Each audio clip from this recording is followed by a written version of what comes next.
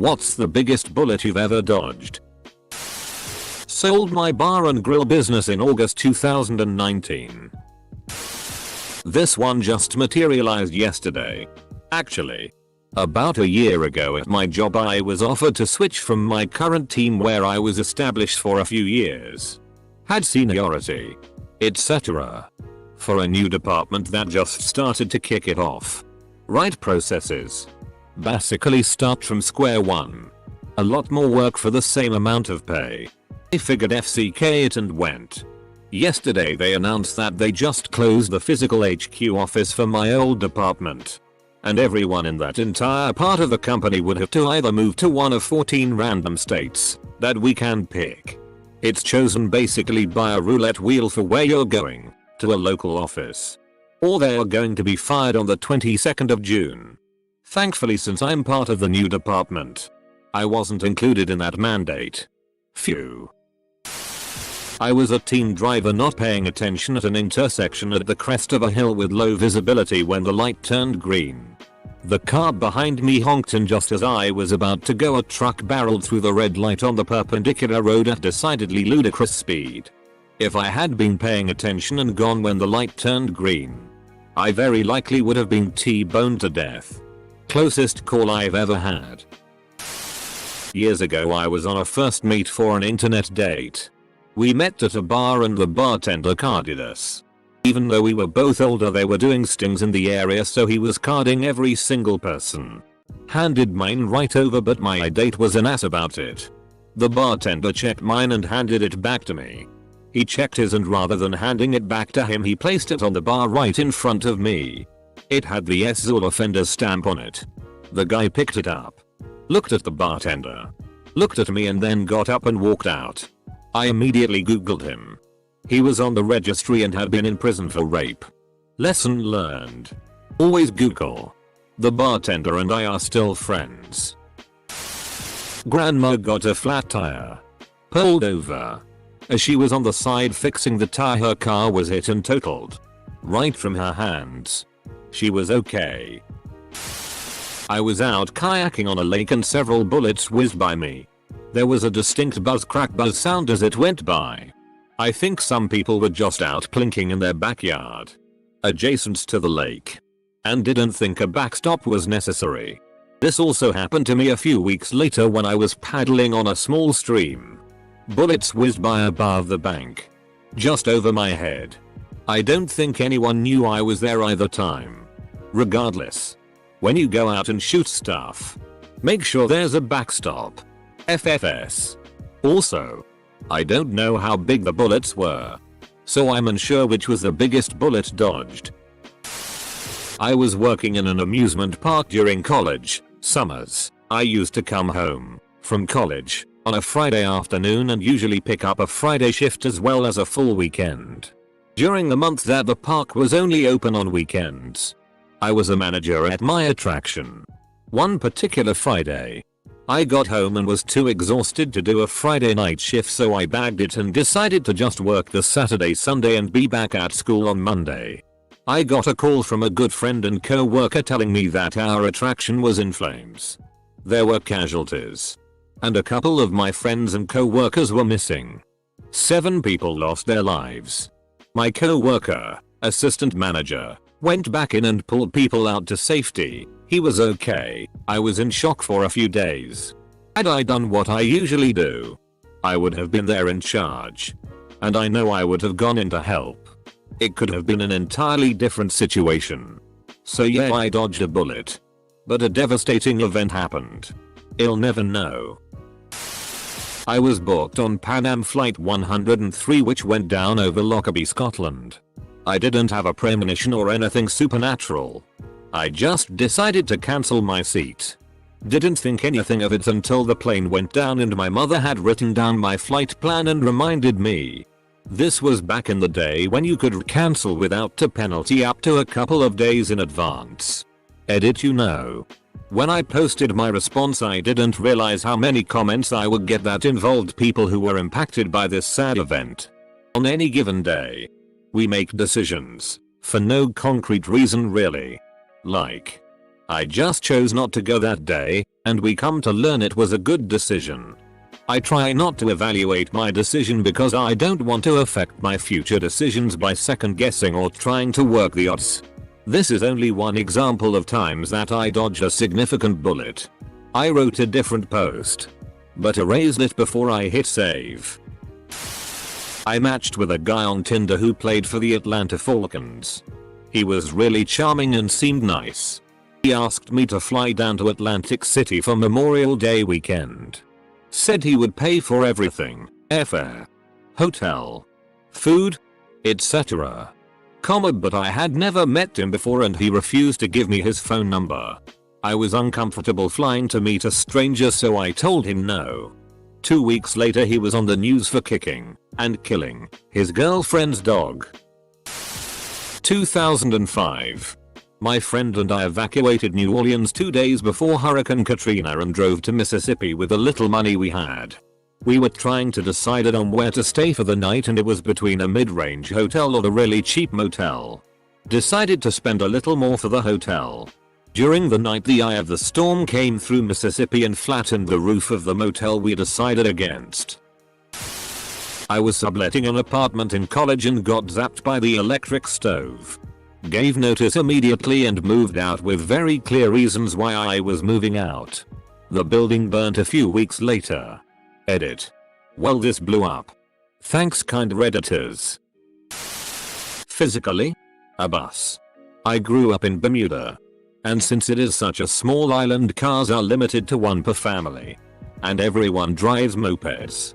I was driving into town and came up to a red light behind a bus. As is tradition, I scooted around the bus to be in the front of the line of traffic. Literally 2 seconds later a second bus smashed into the back of the first bus at like 30 miles per hour. I would have been pancaked. Without question. 100% dead. I just sat on the side of the road for a bit and thought about my mortality. Edit. Thank you for the awards. My only other Bermuda bus-based encounter was driving home from my first job in the rain.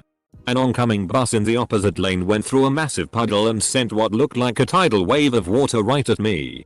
It literally picked me and my little Yamaha V50 right up and swept us off the road onto some grass. So I guess in the end it was me. One bus is one. Not me.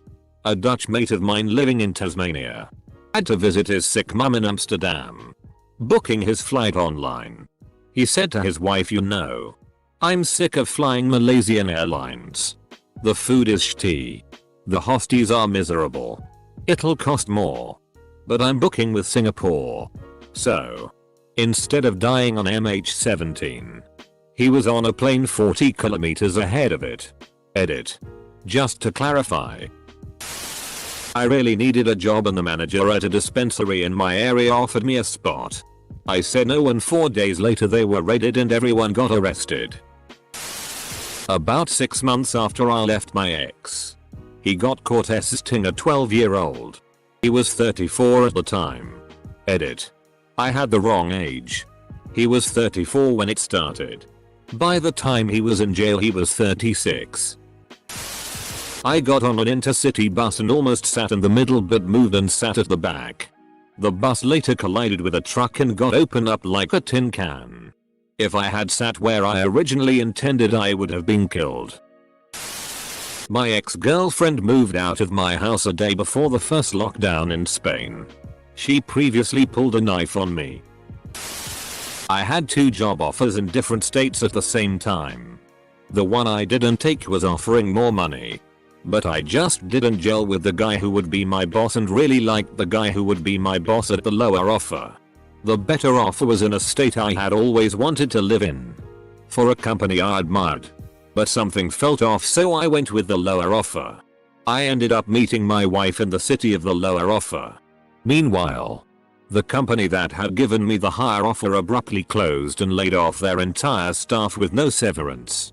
So if I had taken that I would have been stuck on the other side of the country with no job and no money. Was driving on a freeway in the right lane when there was a sudden traffic jam ahead. I slammed on my brakes and was about to swerve onto the shoulder when I noticed that I wasn't sure the semi behind me could stop, and I didn't know how long we actually had a shoulder. Construction was happening at the time. Made the decision to rear-end the car in front of me to stay off the shoulder. The truck went onto the shoulder, brakes squealing, and finally managed to stop when the back tires of their trailer were level with me. Good thing we weren't in a center lane and that we happened to have a shoulder at that moment. As a bonus, I stopped in time and didn't hit the car in front of me after all. Though I would have happily taken that hit, and hopefully only would have shook up the people in front of me, in place of literally being hit by a truck. You have some good split-second decision-making skills. A few months ago I was driving on I-80 at night when out of nowhere the biggest buck I'd ever seen is in the middle of my lane. I did exactly what you're not supposed to do and swerved. And thankfully managed to keep the rear of the car content with it. I literally shaved that buck's ass. My mirror was folded in. I know you're not supposed to swerve, but I drive a tiny little thing and that buck's body would have gone through my windshield into my and my wife's face at 70 miles per hour. A year ago, almost to the day, I was offered a new job. It was exactly what I was looking for and was really excited. They told me they would email the contract, but after a week I hadn't had anything. After a lot of chasing they told me they'd change the structure of the organization so the position wasn't available. I have a month's notice for my current job, and if I had taken the job my notice period would have been after the cutoff date for furlough in the UK. The new job was in an industry that collapsed through the pandemic and the industry I work in has boomed. If I had received that email I would have probably been close to bankruptcy now. My first ever boyfriend dated me when I was 14 and he was 16. We only dated for 1 week before he took me into the woods and forced me to kiss him. I started to feel a psyche and broke it off that same day.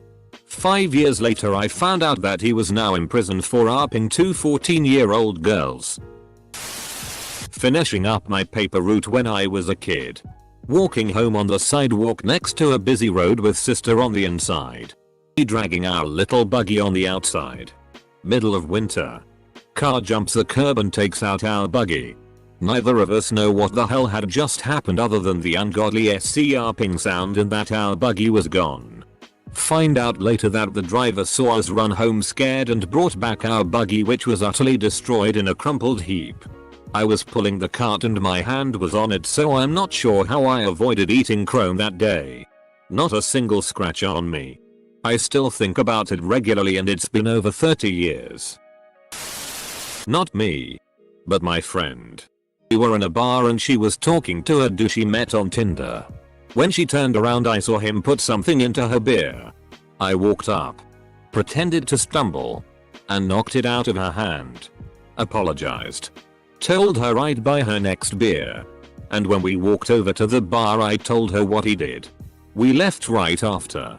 Decided to grab a case of beer and play Mario Kart that night instead. I only tagged along because she asked me to. Which I'm always perfectly happy to do. Glad I did.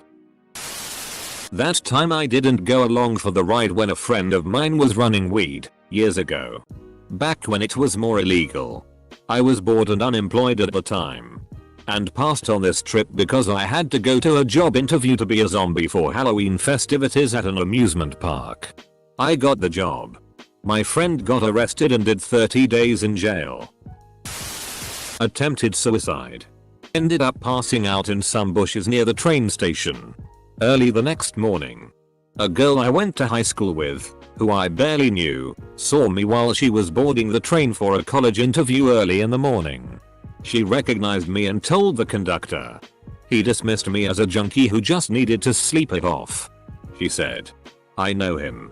He does not do drugs or drink. Call 911 now. 3 days in a coma. etc. etc. I am very grateful." Edit. I expected this to be an into the ether, cathartic post that would go fully ignored. Thank you for showing your humanity. Internet. I promise to update when things come together. I found an explosive device in a National Guard training area when I was 14. It had little pull string and a metal plate to attach it to a tree.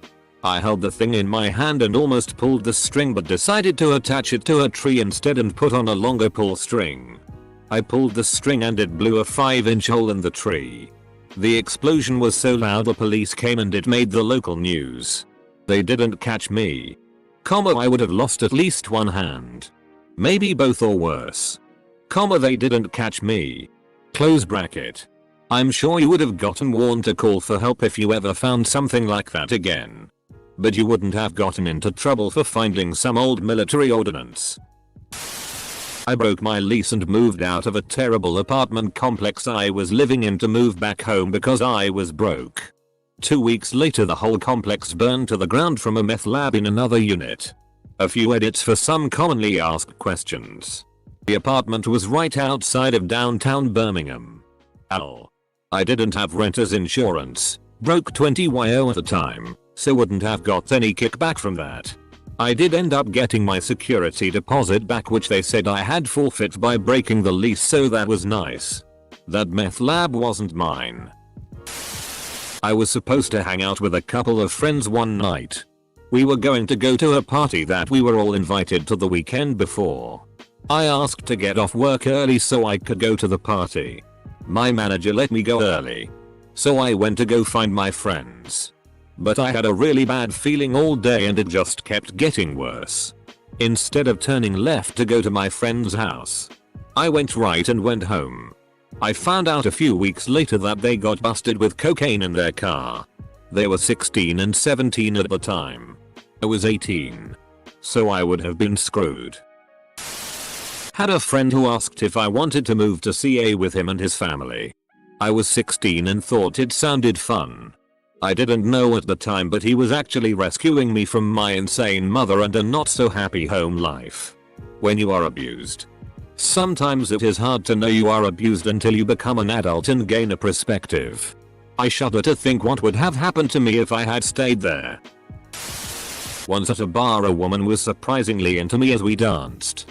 If I had had more confidence back then I definitely could have taken her home. In the end, one of my karaoke buddies ended up with her instead and got caught by her husband that night. I knew a guy that got stabbed by the husband after he went home with a woman. Apparently she liked seeing the husband go crazy on the dude she brought home. 9mm. Christmas. 2008.